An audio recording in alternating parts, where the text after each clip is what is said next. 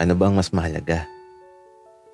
Ang nararamdaman ng puso mo o ang sinasabi ng isip mo? Nakakalito, di ba? Pero sabi nga nila, kapag nagmahal ka, walang pinipiling oras at panahon. Basta naramdaman mong masaya ka, ituloy mo lang. Ganon kasi ang pagmamahal. Magiging masaya ka kung ang tadhana nyo ay para sa isa't isa.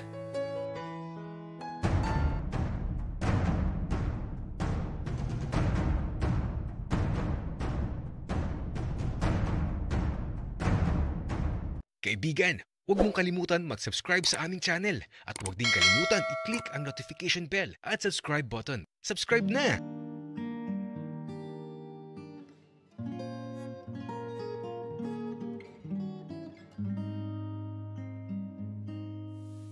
Napakalawak ng sementeryong pinuntahan namin ni Ethan.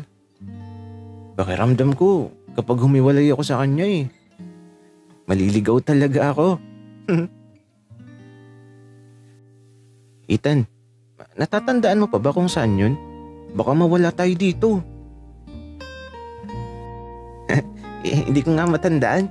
Pero dito lang yun. Malapit lang. Parang pakiramdam ko nga. Inaakay ako nila tatay at nanay sa libingan nila.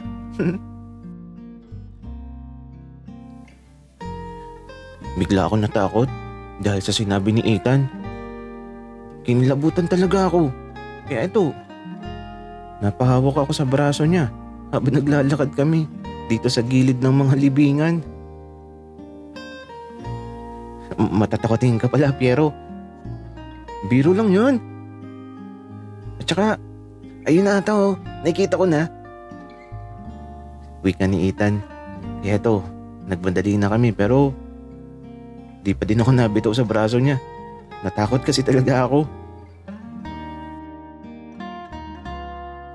Sabi na nga ba, eto na Wika ni Ethan. Na ba, tiyakap yung mga libingan. Pero, si nanay at si tatay pala. Kaya lang, nasa loob, natutulog. Huwag tayo masyado maingay. Nakakatuwa si Ethan. Napakapalabiro niya. At ang mga ngiti niya, di matutumbasan ng kahit anong halaga. Kasi yung mga ngiti ni Ethan, di talaga mawawala sa mga labi niya. At nagsimula na magkwento si Ethan tungkol sa tatay at nanay niya habang nililinis namin ang libingan. At dito na din kami nagtanghalian. Tapos, kwentuhan lang ulit. At sobrang saya talaga ni Ethan ngayong araw. Kaya lang, tila ba napakabilis ng paglipas ng mga oras. Nagpaalam na kami sa tatay at nanay niya. Kasi, baka gabihin kami pa uwi. At saka, buti na lang at may isang sako pa ng lata at bote sa bahay. Yun na lang ang iuuwi ni Ethan mamaya. Kasi naubos na yung oras namin sa libingan ng tatay at nanay niya. At nang makalabas kami ng sementeryo, aba, yung nasakyan namin tricycle, sakto napadaan. Kaya ito, isinakay na kami. Nakalibre na naman. At sa sakayan naman ng jeep, sa tabi ng driver ulit kami naupo. Kaya lang, di siya yung driver kanina, ibang tao. Kilala niyo ba kung sino?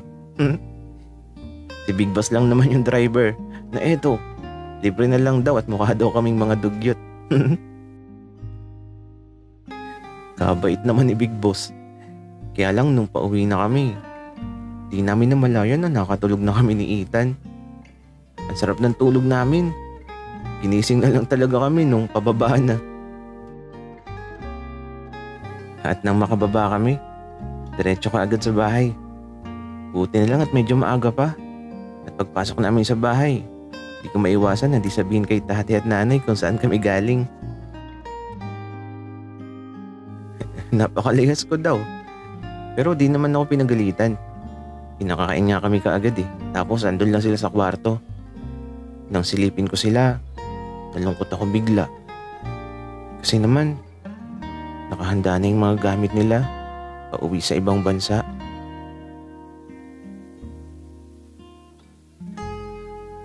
Uy, Piero, okay ka lang?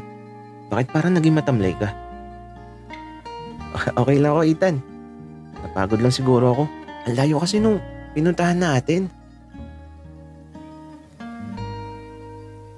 Oo nga, Piero. Napakalayo pero sulit. Aalis na pala ako, Piero. Bukas na lang ulit ha. Magkita ulit tayo. Oo naman. Bukas ulit, Ethan. Uwi ka ako. Tapos eto, niyakap ako ni Ethan at tuloy na siyang umalis.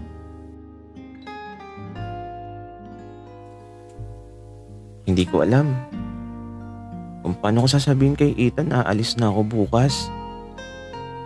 Baka huling pagkikita na namin yun. Pero, paano ko sasabihin sa kanya?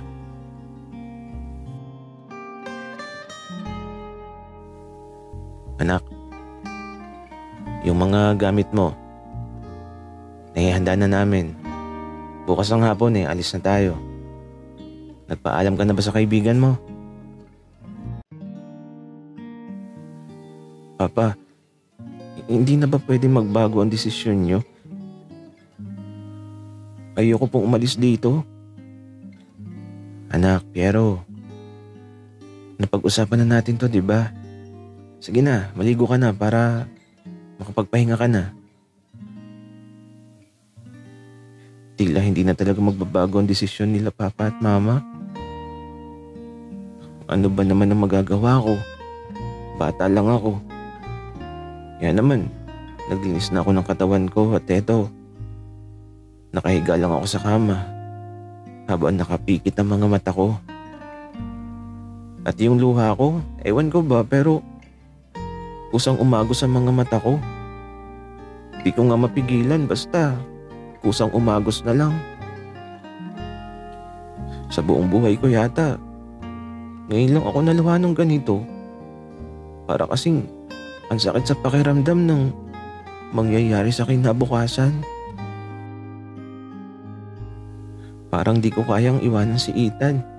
Pero kailangan kong umalis kasama si Papa at Mama.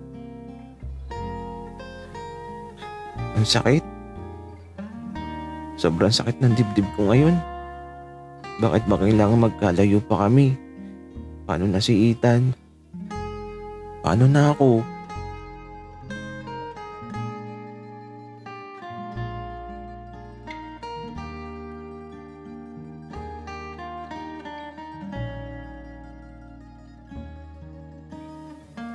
Bakit kaya ganun ang itsura ng bahay nila Piero ngayon? May takip yung upuan sa sala. Bagong linis siguro kaya ayaw ipagamit. Tapos, madaming malalaking bag. Ano kaya ang laman ng mga yun? Basta, parang may kakaiba sa bahay nila. Pero di ko na lang pinansin. Kaya lang, si Piero, parang malungkot siya kanina nung paalis na ako. Madalas kasi na nakangiti siya kapag aalis na ako. Pero kanina, bakit kaya parang malungkot siya? Bakit kaya? Napapaisip tuloy ako habang nakahiga ako dito sa karton, dito sa bodega. Bakit kaya? Baka pagod lang talaga si Piero. Makatulog na nga para bukas maglalaro ulit kami habang namamasyal. Bit-bit ang sa ako. Tapos magtatampisa ulit kami sa ilalim ng tulay. At kapag napagod kami maglaro, magkakwento lang ulit ako tungkol kay tatay at nanay. Sabi ko nga kay Piero, nung huling birthday ko, may handa akong manok na lechon na dala ni tatay. At yun talagang pinakamasarap na manok sa lahat. Naalala ko tuloy si nanay at tatay. Siguro kung buhay pa sila. Matutuwa sila sa akin. Kasi bukod sa masipag ako, matatag din ako. At saka, tatay, nanay, huwag kayong mag-alala. Kakayanin ko to. Walang araw, mababayaran ko na ang utang na yun. Taalis na ako sa lugar na to. Pangako yan, tatay, nanay.